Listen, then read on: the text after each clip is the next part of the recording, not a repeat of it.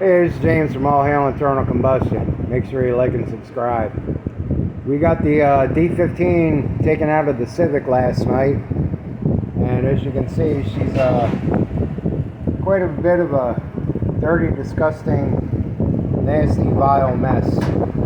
Not at all the way I had this engine when I owned the car. So we're gonna hook up our pressure washer and break out our purple power, and we are going to get in here and clean all this nasty, disgusting mess up as he's pushing the car outside. Hey guys, James from All Hail Internal Combustion. We're gonna tear into our D15 block out of our Honda.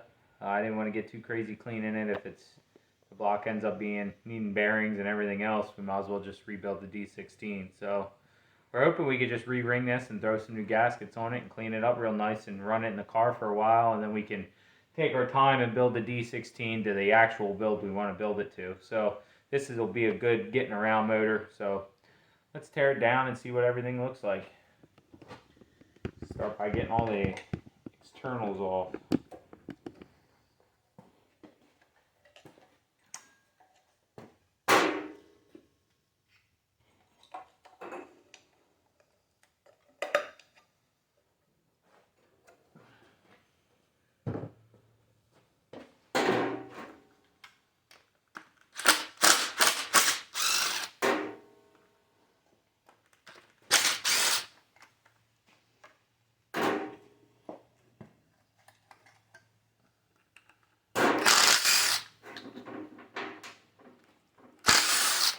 And this I'm taking off is the water pump.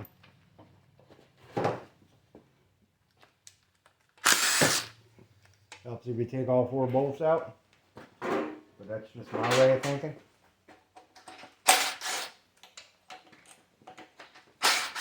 Now I'm taking off the other side of that. This pipe delivers coolant into the rest of the motor. So I'm taking the thermostat housing, water net gasket,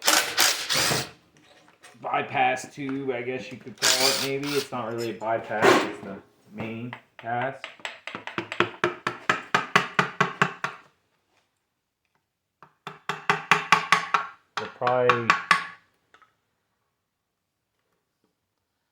There's no way I did that. There's gasket sealer on it. Anyway, we'll have to assess to see if we're going to reuse that. This guy should just pop right now.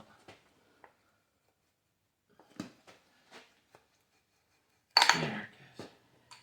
And on these tubes, you always want to inspect these coolant tubes to make sure they're not rotten through or got any pinholes in them, because these are a bit of a pain to replace when the motor's in the car.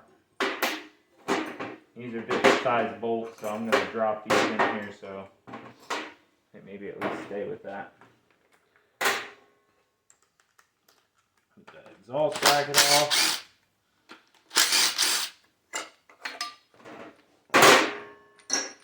And this is the tensioner pulley for the timing belt.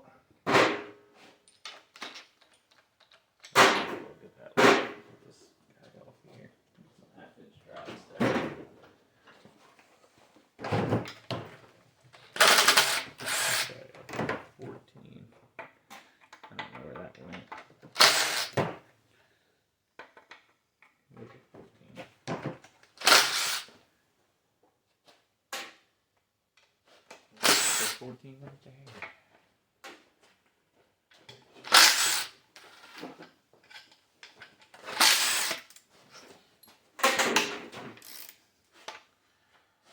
This is the alternator bracket down here. Oh, I love losing them. Okay, we have a whole gasket set.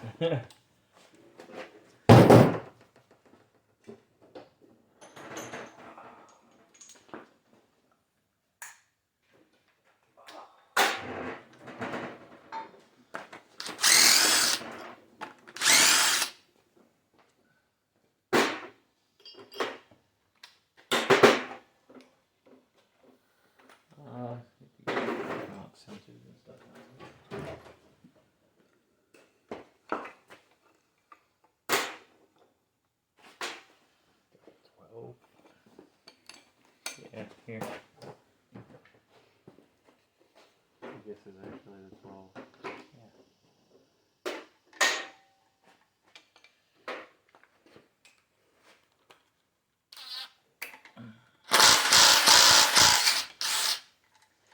I do believe this is the oil pressure sensor, isn't it? Yeah. One of these is oil, one of them's not sensor. I don't know.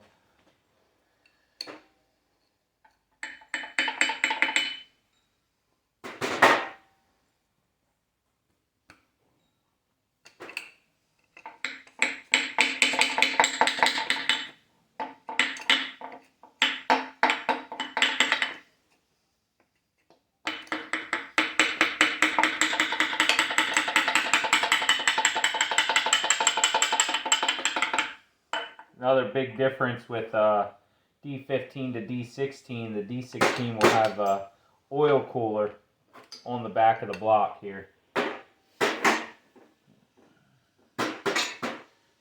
check the front. We got everything off of there. This guy, whatever this is.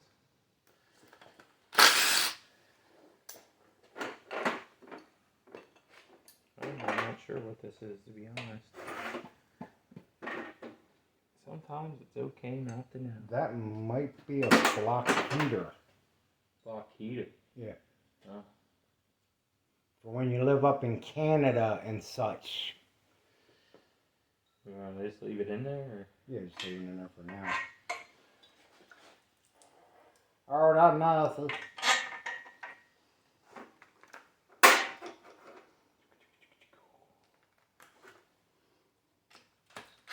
Did you take some of these out already? No. There's some missing.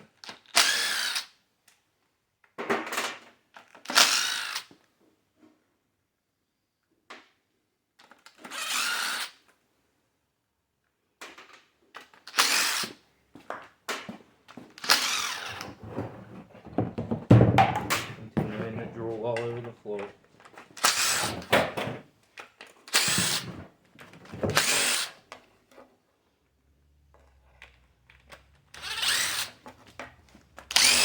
But I just mopped this floor and used my Swiftener on it.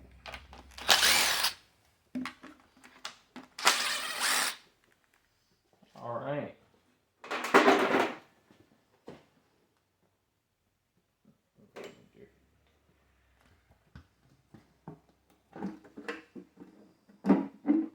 Ta-da! A little dirty.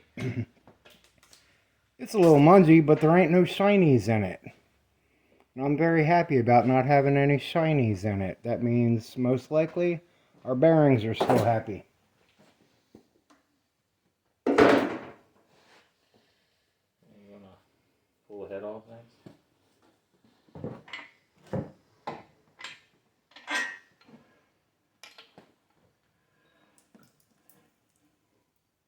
Spilling food all over the ground.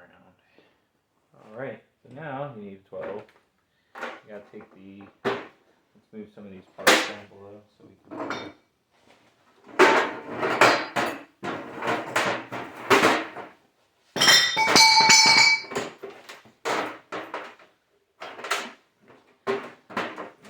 Oil coming out. There's our plastic container back here.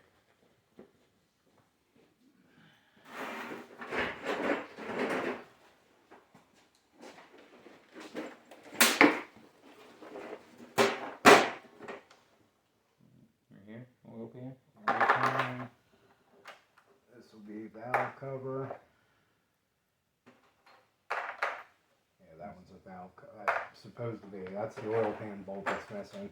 And I need the water pump. Is it for this bracket? Yeah. We'll just put those in random attachment bolts. We'll be alright, we'll figure it out. So we'll set that over there. These parts underneath. We need to have somewhere to set up valve bodies once we pull that off. You need to pull that to take the head off? Maybe not. Yeah, I guess not. Let's get a sizable socket to get in there. 14, I think. Now, being that this is a cylinder head on a high performance Honda engine, we're probably going to need the 1-inch breaker bar and 29 feet of pipe. Most definitely. Or just a Pro Series ratchet. I'm going to hold the chest start in the center. No, it's from the outside. Alright. Oh, start from the outside and just break it loose.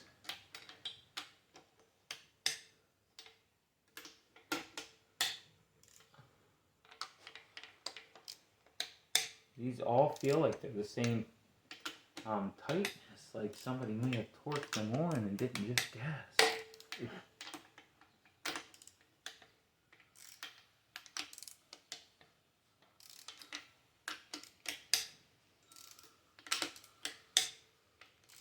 All right.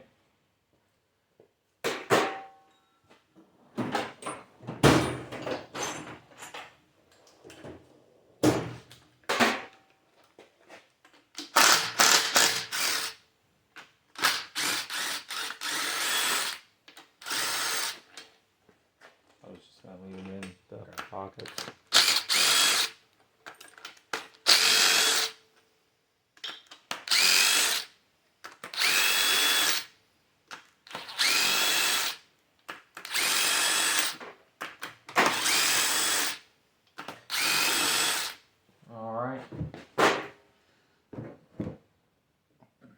That's Stark. A little pry point over here. But I really Stark. You got all the bolts out. Yeah.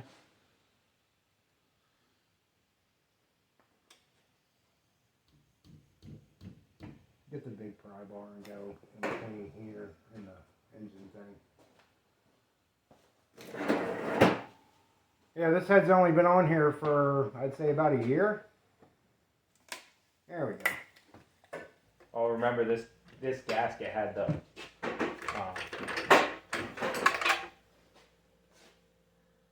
this gasket had the little rubber neoprene thingies over it. Did a pretty good job. I didn't blow a head gasket.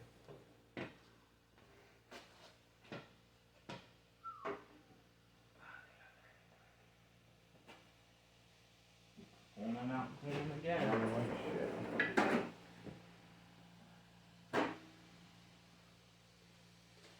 Tiny bit of a ridge. You don't even need to break that ridge out though. It should be fine, don't you think? Yeah, so our cylinders are really nice in this. Can you spin this over? No. Where's the call?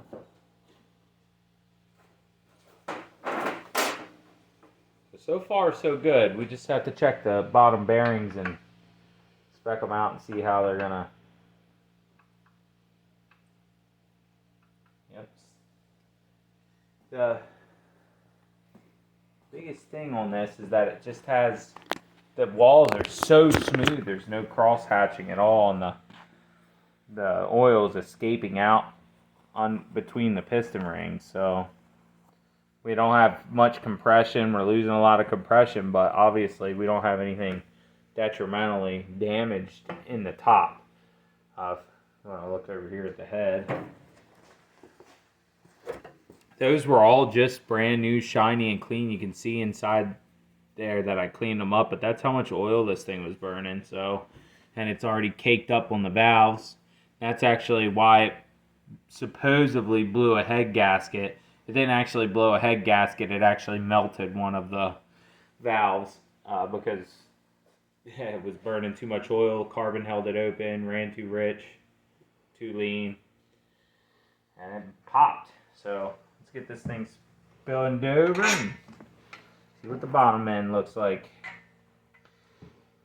Now, we didn't hear any rod knock or anything like that from this thing, so as far as we're concerned, this should be good, in good enough shape to run. We'll have to pull the shop manual out. We have that for these, and we'll consult on what the specs on the plastic gauge should be, and then we'll go from there. And then we'll plastic gauge all these and see where we're at.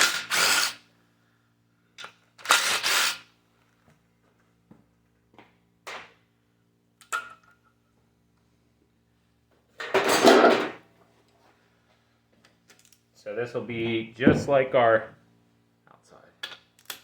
This will be just like our D16. How we did those. So now, if you guys watched that video, you'll know that that was pretty much in spec. It's just that motor is going to be a little bit more higher performance.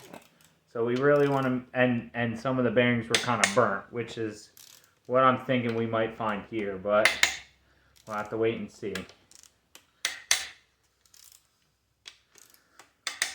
Yeah, because when I bought this car originally, I was the second owner of it, and it only had 65,000 miles on it when I bought it. And these people seem like very meticulous people, and it used to have stickers in it from when it had oil changes at the shop. So it was a very well taken care of and loved car. And when I had it, I don't always do regular oil changes, but I think on this one I actually did, which usually goes against my normal thing. I usually change my oil after it all leaks out.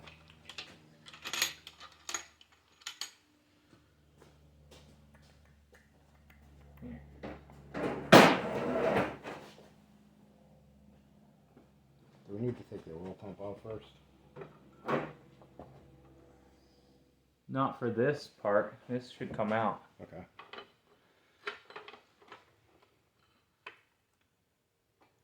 There it goes. Alright, so there's our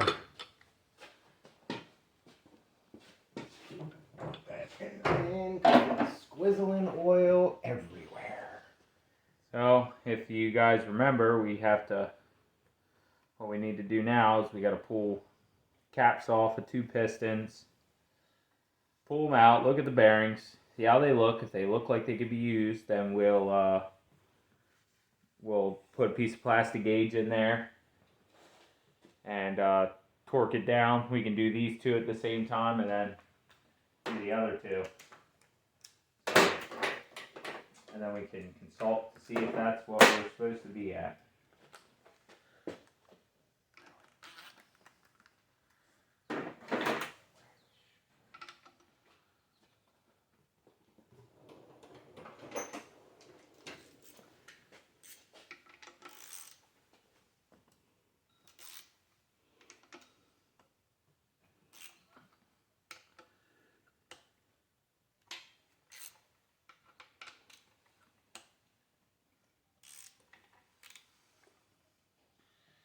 Alright.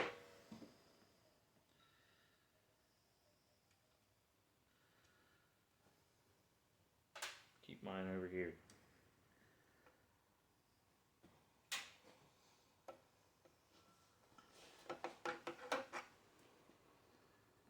Wow, these bearings look alright.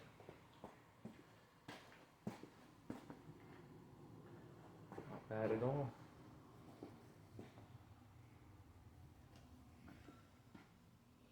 There's a shot of one of our bearings. It's got some very light scoring on it, but I'm not seeing any of the Babbitt worn completely through. So, like, honestly, I would run these again, because this isn't a performance engine, it's just a street beater. Actually, this looks pretty good too. Yeah, and if those bearings on your rods look good, that's the one that takes all the force when you get your compression stroke. It's got a little bit of wear on it. Not a whole lot. See, that's not horrible either. I could totally live with that. And let me pull you guys. This is your piston, so put your cap back on your piston. Well, we got to plastic gauge these to make sure they're in spec. We got to clean the crank and everything too first. Yeah. So what do we want to pull these, set them off to the side, pull the piston rings out of them? Yeah. We're gonna replace those. They need replaced. And another thing to take note too is that all these piston rings are moving freely. They just might be a little wore out because they're definitely letting blow by. There's some little baby piston rings. Look at how cute. So yeah, we're gonna eliminate these guys. So. Oh, you broke that one. Shit, we were gonna reuse that one, right? No, but the good thing is if you do, you're replacing your rings. You can keep an old piece of ring and use it as a tool to clean your grooves out on your pistons before you put your new pistons in, because this is guaranteed to fit and it won't scratch everything up and destroy it. So what we're going to do is we're going to clean everything up real good and get it nice and sanitary so we can put the plastic gauge on it and spec it out and see what we're actually looking at. So we will be right back. We broke out the Honda Bible so we know what our torque measurements are and our clearances are supposed to be, and this book breaks down everything down very nicely. We know that we're looking for 33 foot-pounds of torque on our mains, and these are what our clearances are supposed to be. So we're going to be breaking out our plastic gauge. We've already pulled our crankshaft out of the engine and cleaned everything, and I'll show you that. We pulled our crankshaft out of this thing, and we also pulled our main girdle off of it, for lack of a better word. We cleaned our bolts down real good. So everything in here is completely dry and spotless, and we took pieces of plastic gauge and put it across the 5 main journals. And now we're going to slowly draw this thing down because it does have dowel pins. So we're going to draw it down and we're going to take it down to its final torque of, I believe that was 33 foot-pounds. Then we're going to take it back off gently so as not to disturb the plastic gauge, and we will get the exact reading of what our main bearing clearances are. And we were especially careful not to mix any of these bearings up. They're all right back in where they came from, because on Hondas they have different clearances for each set of bearings, so we wanted to make sure we didn't mix that up. So we're going to get our torque wrench ready and we'll come back and set the torque on these. Alright, so now we're taking it down to its final torque of 33. We started out by taking it to 15. We're just going to do these in 2 steps. Usually they say to do it in 3, but since it's so close to, it's not a really big torque, so we're only going to do it in 2 steps. Your mileage may vary, but you want to start in your center, work your way out, and follow your torque pattern that they have in the manual. On this, I think is center out, X over. Yeah, so now that we got this torque down, go ahead and let it relax for a second, and then we can go ahead and take it back off, starting at the outside and working our way in, and then we'll be able to pop this girdle off of here and see what our happy little plastic gauge tells us. So what I like to do is I like to write all my numbers down on a piece of paper that I can keep right next to the engine so I don't have to juggle the book around. But we've already gone through here and we've checked our plastic gauge against it, and we're supposed to have 18 to 36 clearance. It looks like we're coming in between 25 and 38. See, our plastic gauge is smaller than the 25, but bigger than the 38. So that puts us in between those 2 numbers, which puts us inside of clearance. Yeah, so I'd say the way this looks, we're probably sitting at about 30, which is just fine, just about in the middle. So I'm happy with that.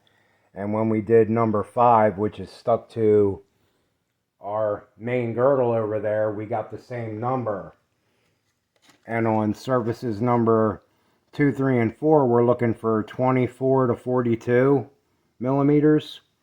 And we're a little bit bigger then 25. Which means we're a little loose. Well, a little tight. Yeah, so we're probably sitting at about 24 on that one, because it doesn't go down to the lower number that we need. It starts at 25, so if it's a little fatter than that, we're okay. And this engine's got 260,000 miles on it, so our tolerances shouldn't be tight, but they still are.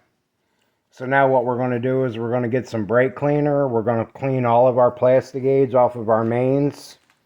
We're going to put a coat of oil on there and put our girdle back onto it and torque that down. And we're going to do the same check on our rod bearings to see where they're sitting at. Alright, so we're on our final rod. They've all come within spec, but what you want to do is you want to pull your bearings out, clean the back side of your bearings, clean your saddles here, put your bearings back in, make sure everything's nice and dry, because that can affect your torque.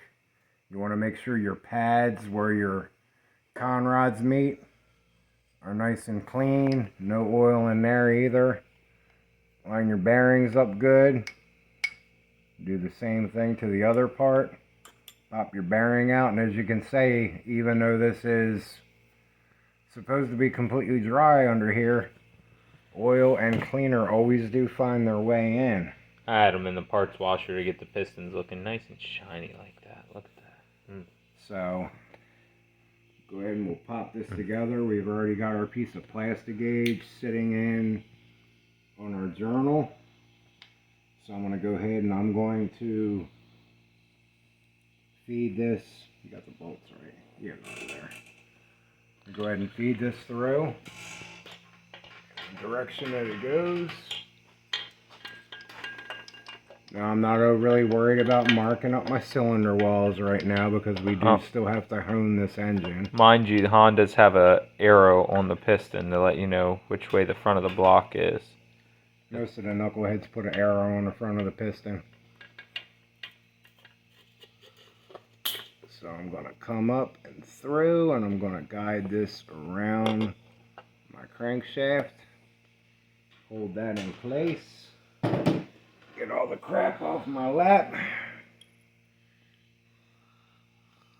And I am going to gently, this side, right? Let me see. Notches over there. Line up my caps.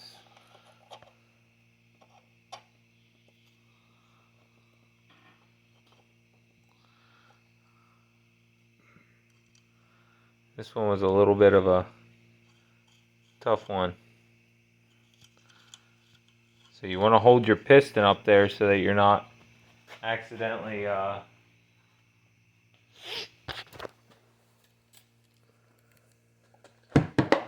oh my god, really? Yeah, not easy to film the work, is it? Here, let's give me a camera. He's gonna go ahead and, sorry about my hand, I got two of them. They both live with me. But he's gonna go ahead and torque this down. Our final torque on this is 23 pound-foot, foot-pound, however we say it. So he's gonna go to 12 and then 23.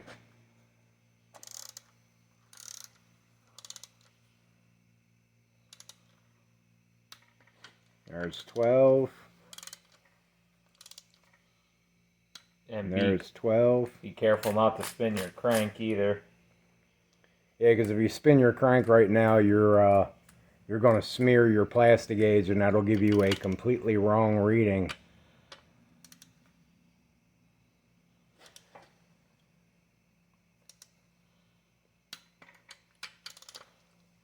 And what we're looking for on this bearing is 0.020 to 0.038. And all the ones we've done so far have hit right on 0.038. And Honda tells you that there's a limit to it of plus 0.005. So that could be 0.043. So we're on the loose side of things, but we're still within what Honda says that we can have. Loose is sometimes good though. As long as you're still within spec. Okay. Oh, the bearing's stuck on there, of course. Let's drop the piston. Grab the piston. Got the bearing. We're good. There's our plastic gauge. And there's our plastic gauge. And we're going to go ahead and put our paper on there and read what we got. See, it's .038. 0.038 is the loose end of our spec, but we can go all the way to 0.043. So technically all 4 of these rod journals are still okay to run. And the crank. And the crankshaft. So we can basically, we're going to pull everything back apart. We're going to clean the outside of the block. I have to double check my bore size, and I'm going to be going and ordering a dingleberry hone for this thing. And what Hastings is suggesting is a 240 grit. Well, that's what other people suggest. Yeah, I'm waiting for Hastings to send me an email back because I want clarification directly from them. But everybody's saying 240 grit. I'll wait till we hear from Hastings to make that final call on that. But we're just going to dingle ball hone this thing and put new rings in it. And after everything is completely clean, we will be putting this engine back together. I think that's going to end this video on measurement and everything else. And next it's going to go on to block prep. So we will see y'all next time. Make sure you like and subscribe. Tell your friends. Tell your enemies.